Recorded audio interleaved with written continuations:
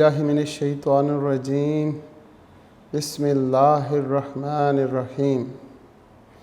शुरू अल्लाह के बाबरकत नाम से जो बड़ा मेहरबान और नहायत रहम करने वाला है। यूनिक ग्रुप ऑफ इंस्टीट्यूशन की तरफ से ऑनलाइन लेक्चर्स अज़ीज़ तलबा व तालिबात, और मैं हूँ प्रोफेसर राजा वाजिद अली, जो आपको स्टैटिस्टिक्स यानी शुमारियात पढ़ाएंगे। आज हमारी class second year subject statistics और चैप्टर नंबर 10 यानी नॉर्मल डिस्ट्रीब्यूशन, जिसके हम definitions, properties, important points, binomial approximation, ये सारा कुछ पढ़ने के साथ साथ हम इसके क्वेश्चन नंबर 1 का ए और बी पार्ट भी कर चुके हैं। आज हम क्वेश्चन नंबर 1 ही का सी पार्ट से इस लेक्चर को शुरू करेंगे, और हस्ब मामूल हम अपने लेक्चर का आगाज़ इल्म की दुआ से करते हैं,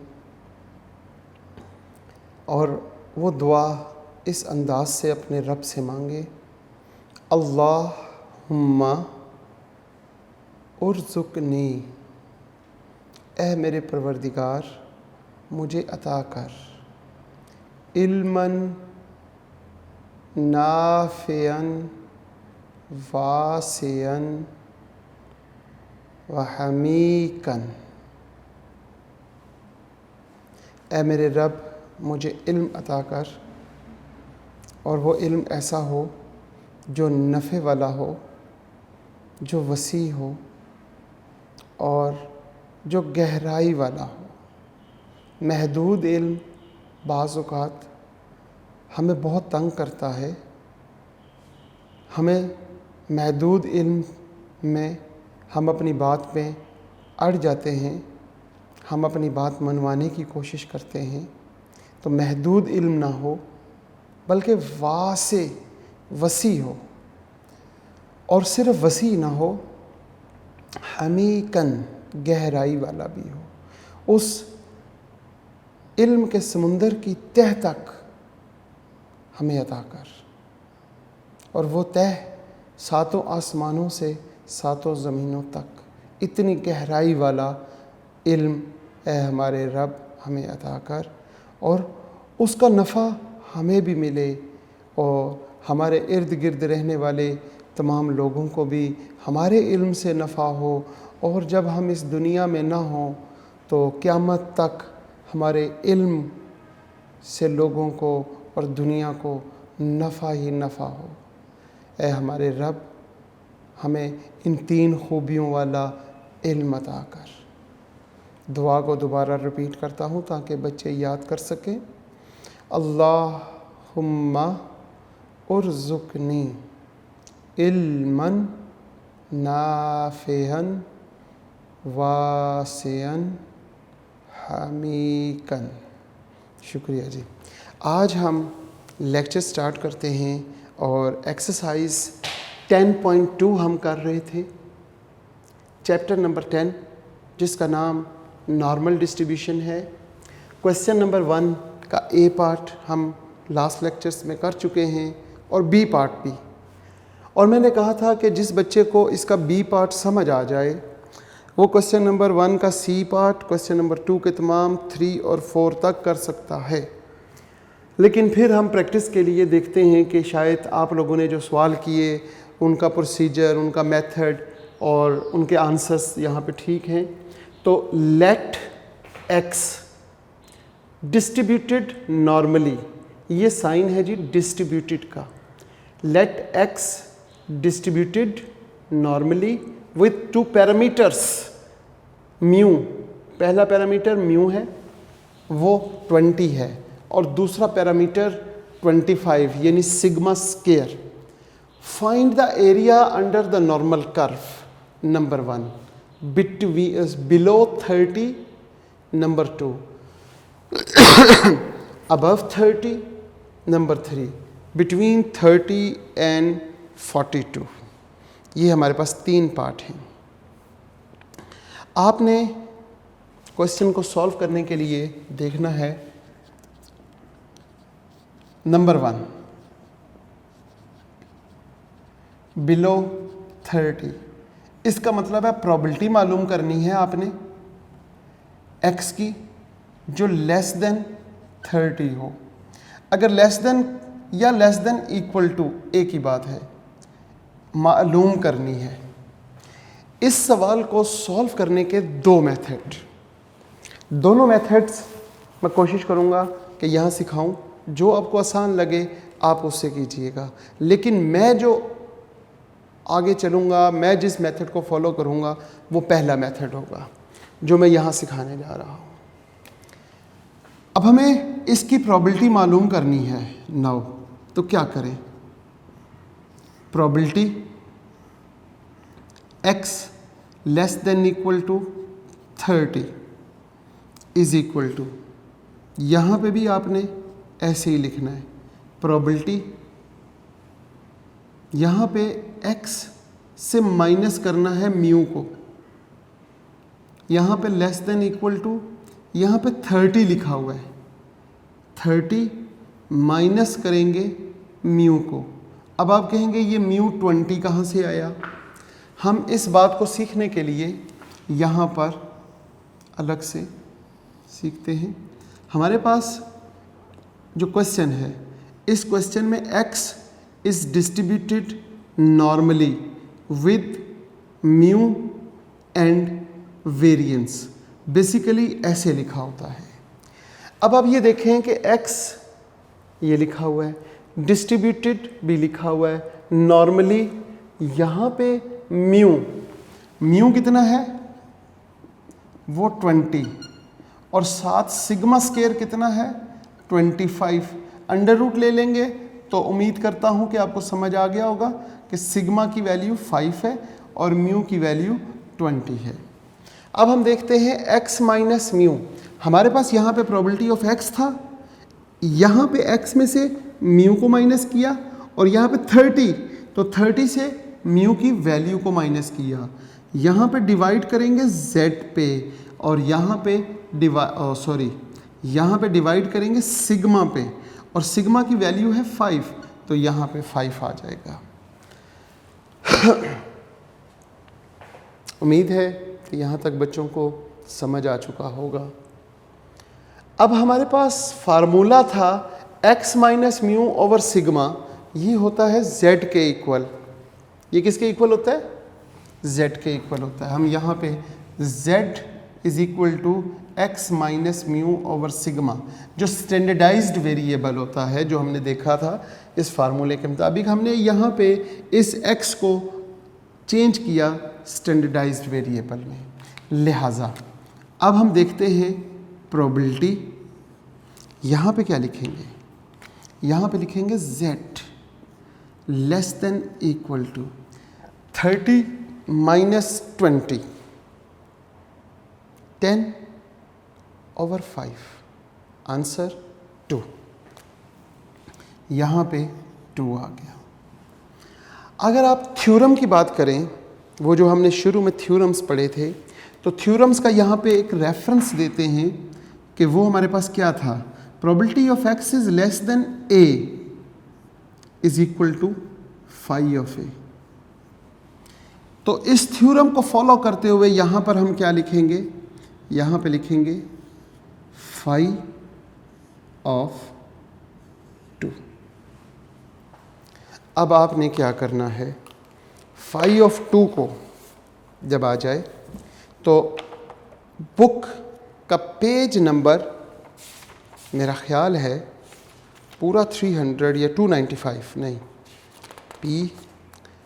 292 पेज है।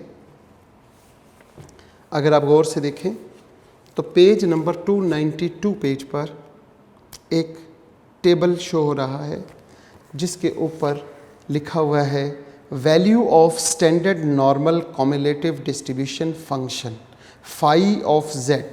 ये अगर आप गौर से देखें तो फाई ऑफ z या probability z is less than equal to z। ये पेज नंबर है 292 टेक्स्ट बुक और टेबल नंबर 9 है, जिसके कॉर्नर पे यहाँ पे लिखा हुआ है z।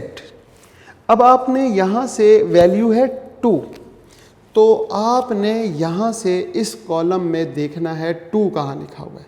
ये सारी वैल्यूज़ माइनस में लिखी हुई हैं। इसके बाद नेक्स्ट पेज पे चलते हैं।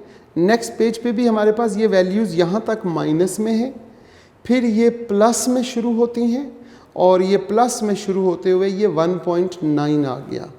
लेकिन हमें तो 2 चाहिए, तो हम इसका नेक्स्ट पेज देखते हैं। तो नेक्स्ट पेज पे यहाँ पे 2.0, जब 2 है उसके आगे कुछ नहीं है तो हम 2.0000 लिख सकते हैं।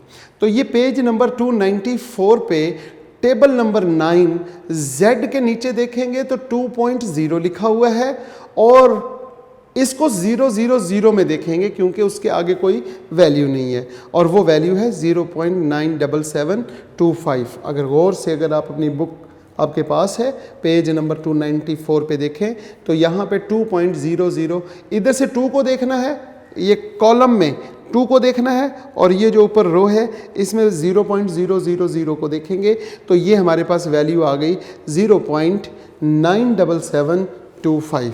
तो ये हमारी टेबल वैल्यू यहाँ पे हम लिखेंगे और ये आ जाएगा जवाब 0.97725। ये आपका आंसर है। बहुत आसान सवाल है। अगर ये आपको मेथड समझ आ जाए तो आगे क्वेश्चन नंबर 4 तक तकरीबन सारे सवाल आप कर सकते हैं। अब हम इसका बी पार्ट करते हैं। पहला पार्ट था बिलो 30, हमने ये सॉल्व कर लिया। ये इसका एक मेथड है। इसी मेथड से पहले मैं इस पूरे क्वेश्चन को सॉल्व करूंगा, फिर दूसरे मेथड को सिखाऊंगा इसी पूरे क्वेश्चन को। अब दूसरा सवाल है अबव 30, दूसरा पार्ट। तो अब हम यहाँ पे सेकंड पार्ट लिखेंगे और यहाँ पे अबव 30 लिख देंगे और यहाँ पे ग्रेटर देन लिख दें या ग्रेटर देन इक्वल टू, जो मर्जी लिखना चाहें, दोनों में ठीक होगा। तो यहाँ पे अगर हम ग्रेटर देन लिख लेते हैं, यहाँ तक तो वैसे ही चलेगा। यहाँ पर क्या होगा, यहाँ पे ग्रेटर देन का साइन आ जाएगा बस। फिर यहाँ पे क्या होगा, यहाँ पे ग्रेटर देन का साइन आ जाएगा। यहाँ तक मेरा ख्याल है सब बच्चों को समझ आ चुका होगा। यहाँ पे जब ग्रेटर देन का साइन आता है तो थ्योरम कहता है 1 - phi ऑफ a। अब हम यहाँ से क्वेश्चन को चेंज करेंगे और यहाँ लिखेंगे 1 - phi ऑफ 2।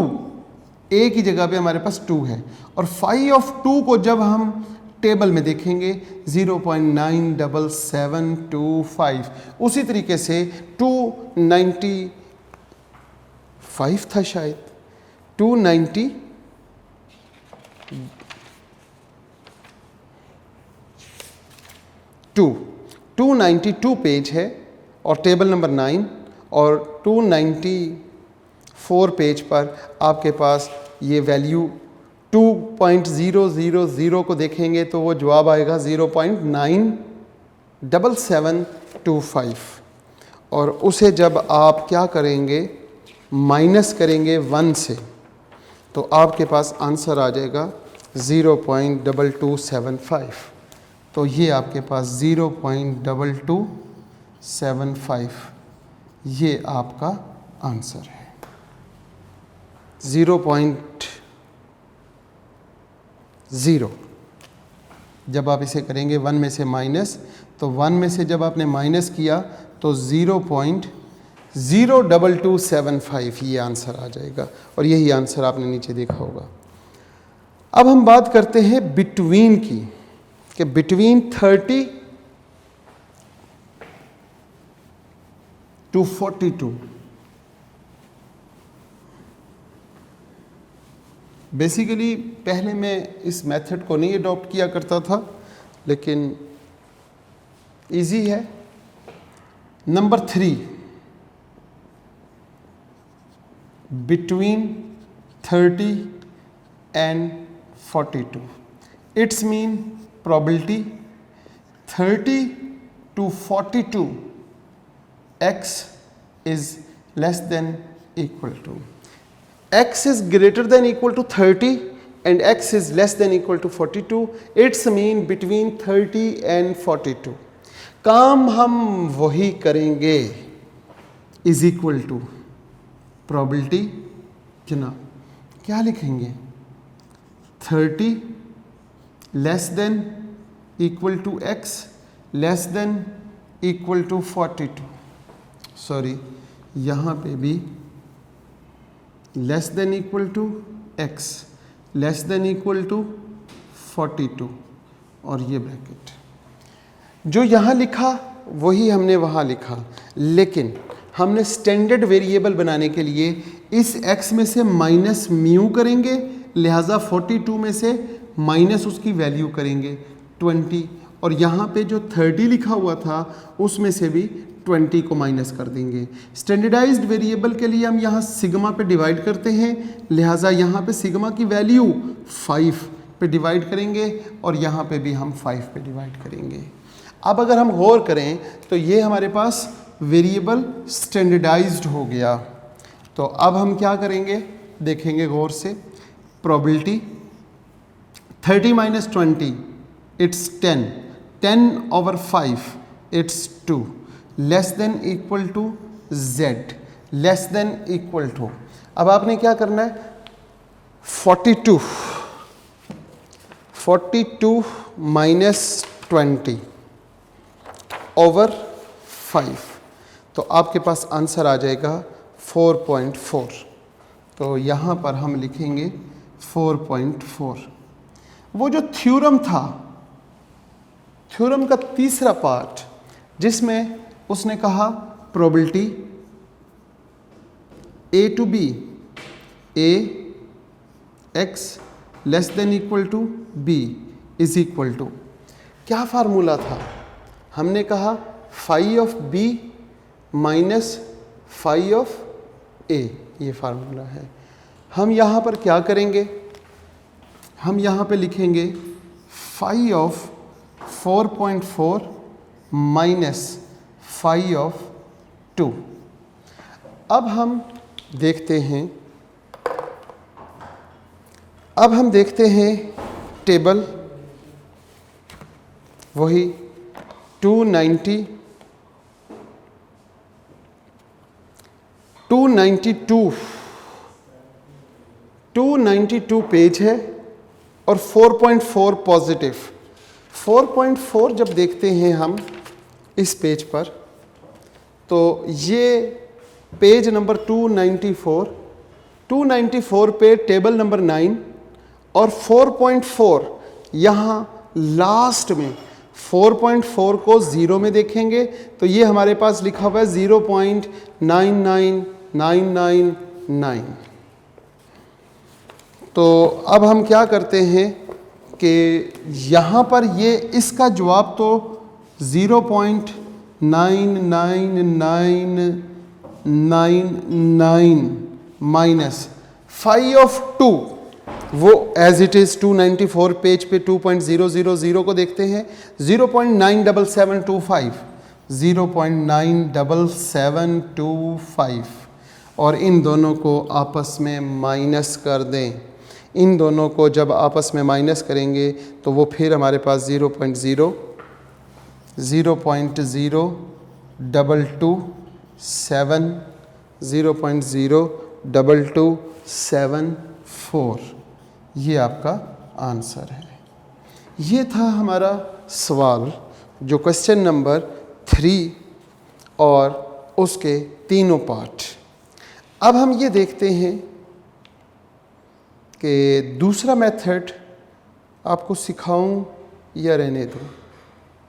अभी हम इसी मेथड को फॉलो करेंगे सारे सवालों को, लिहाजा हम अभी फ़िलहाल दूसरे मेथड को नहीं सीखते। हम इससे आगे क्वेश्चन नंबर 2 का ए पार्ट देखते हैं।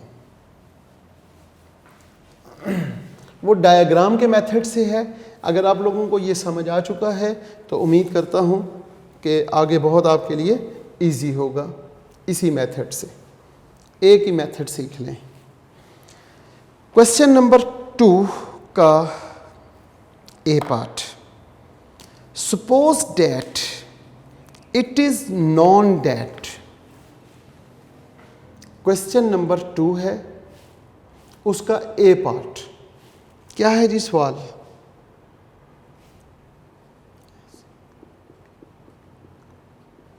Suppose that it is known that IQs for adult Pakistanis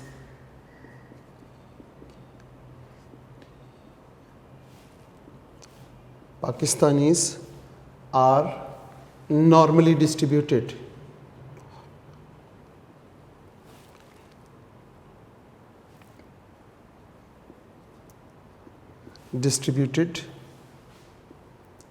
With mu is equal to 100 and sigma is equal to 10. If an individual with an IQs of 130 or above is classified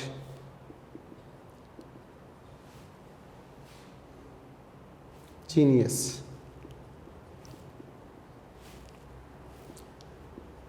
What is the probability? That a random selection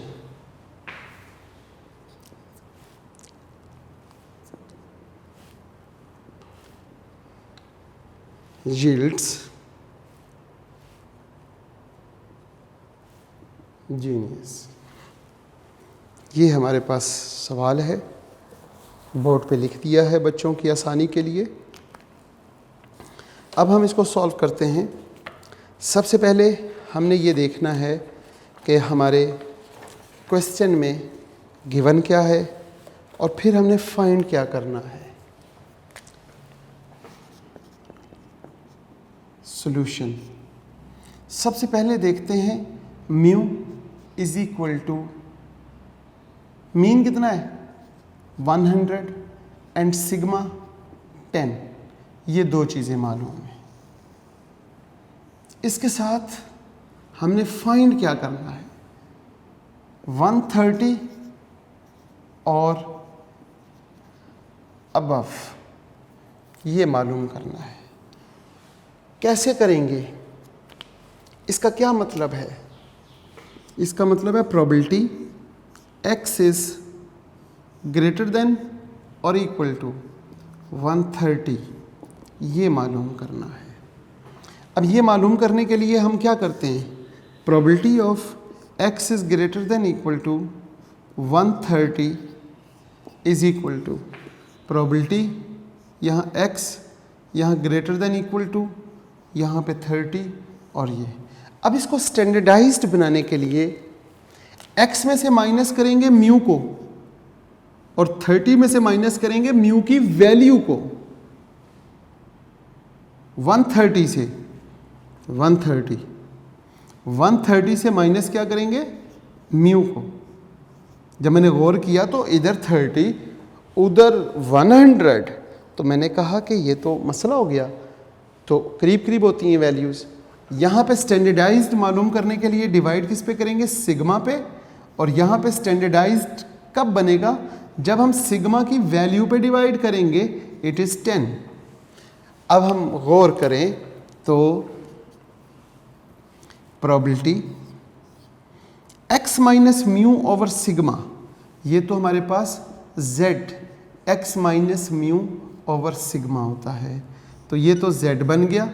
it is greater than equal to 130 minus 100 30 dividing by 10 3।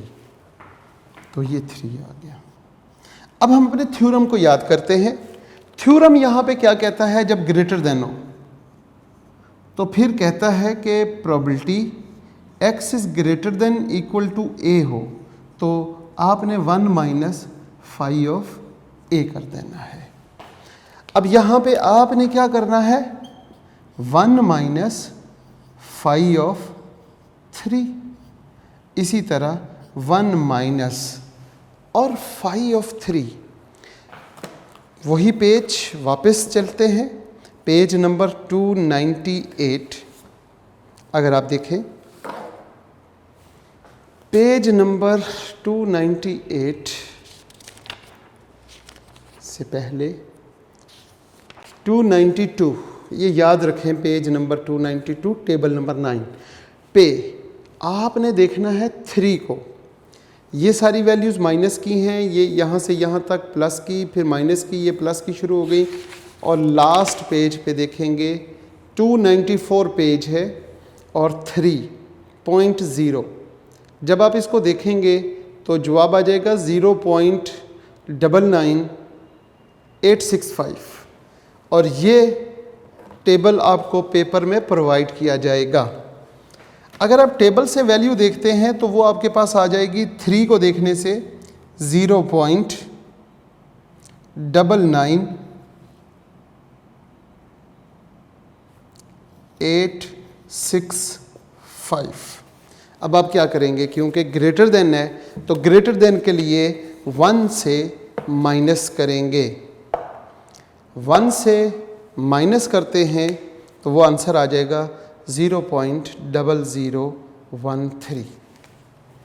यहाँ पे हम क्या लिखेंगे, 0.0013 और ये आपका answer है। ये हमारा था question number 10.2, exercise 10.2 question number 2 का ए पार्ट। वो जो मैंने लास्ट क्वेश्चन करने के बाद आपको कहा था कि इसका जो दूसरा मेथड है इसको रहने देते हैं, तो यहाँ पे क्योंकि इसका एक ही पार्ट है तो कोशिश करते हैं उस मेथड से सॉल्व करने की। उस मेथड से कैसे सॉल्व करेंगे वो देख लीजिएगा।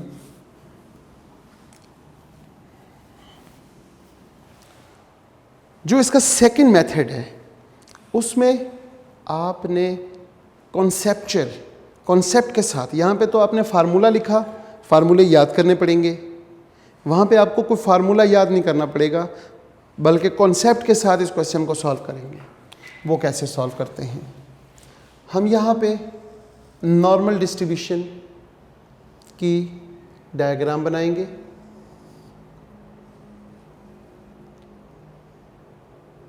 ये माइनस इन्फिनिटी और यहाँ पे प्लस इन्फिनिटी होता है। दरमियान में हमेशा मीन होता है, मीन 100, और इसको कहते हैं z एक्सिस। इसके पैरेलल, इसे हम कहते हैं x एक्सिस, और x एक्सिस के पैरेलल एक और लाइन होती है जो कि स्टैंडर्डाइज्ड वेरिएबल x एक्सिस कहलाती है। इसकी भी limit minus infinity two plus infinity, और इसका मीन ऑलवेज ज़ीरो होता है, इसका मीन हमेशा ज़ीरो होता है। अब मालूम क्या करना है, x is greater than equal to 130। अब आप मुझे बताएं कि आपकी लाइन पर 130 कहाँ पर है। यहाँ से माइनस इन्फिनिटी से चलते रहें, ये हमें रिप्रेजेंट करता है 100, और अंडरस्टूड है कि 130 जो है x की वैल्यू 130 वो इस मीन से आगे होगी। ये सब बच्चों को पता चल गया कॉन्सेप्ट के साथ। अब ये साइन हमें बता रहा है कि ये x की वैल्यू या तो 130 हो या 130 से आगे, ग्रेटर देन। तो ग्रेटर देन जो है वो हमारे पास ये एरिया है 130, और 130 से अबव वो एरिया हमने शेड कर लिया कि हमने ये एरिया फाइंड करना है। उम्मीद करता हूं यहां तक तकरीबन सब बच्चों को समझ आ चुकी होगी। आगे चलते हैं। जहां पे हमारे पास x है वहां पे z की क्या वैल्यू होगी ये तलाश करनी है हमने। और z का फार्मूला एक ही है, वो है x minus mu over sigma. और x की क्या वैल्यू है? x की वैल्यू हमारे पास है 130 minus 100 over sigma 10 and z is equal to 130 minus 100, वही हमारे पास 30 आ गया। और 30 को डिवाइड 10 पे करते हैं तो हमारे पास आंसर आ जाएगा 3। तो इस z की वैल्यू हमारे पास 3 आ गई। यहाँ तक सब बच्चों को समझ आ चुका होगा। ये इसका दूसरा मेथड है जो with the help of diagram या फिर आप समझ लें कि कॉन्सेप्ट के साथ हम इसको फॉलो करेंगे।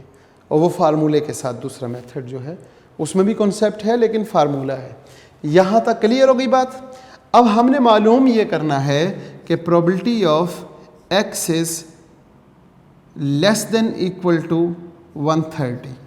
यहाँ पे आपने हमेशा इस मेथड में सॉल्व करने से पहले probability x is less then, x is ये लेस देन हमेशा लिखना है, लेस देन 130। यहाँ पे वो ग्रेटर देन पूछे, यहाँ पे वो बिटवीन पूछे, लेस देन पूछे, जो मर्जी पूछे, जब भी आपके पास z की वैल्यू आ गई तो यहाँ हमेशा लेस देन इक्वल टू लिखना है, क्योंकि टेबल वैल्यू हमेशा लेस देन बताती है। अब आपने उसी टेबल में जाके किसकी वैल्यू को देखना है? 3 को। ये जो z की वैल्यू यहाँ पे आई वो देखेंगे तो वो जवाब आ जाएगा। वो जवाब है 0.9987। अब ये लेस देन इक्वल टू 30, मतलब ये हुआ कि ये 130 है और 130 से लेस वो ये वाला एरिया और लेस देन ये सारा एरिया। ये एरिया कितना मेरे पास आ गया?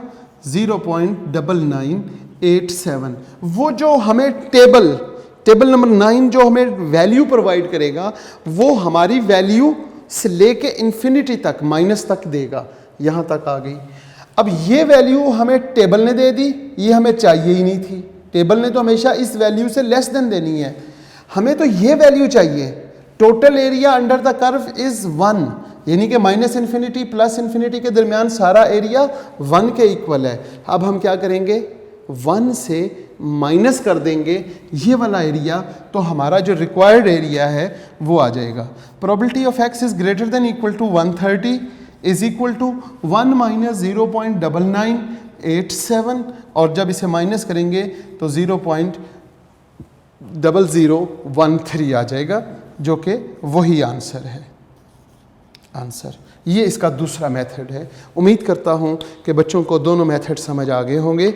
आज का लेक्चर हम यहीं पे इख्तिताम करते हैं इस दुआ के साथ कि अल्लाह ताला तमाम अज़ीज़ तलबा व तालिबात को सलामत रखे, सेहत वाली ज़िंदगी अता करे, वालदैन का साया तक क़यामत कायम रखे और ख़ात्मा बिल ईमान हो। आमीन।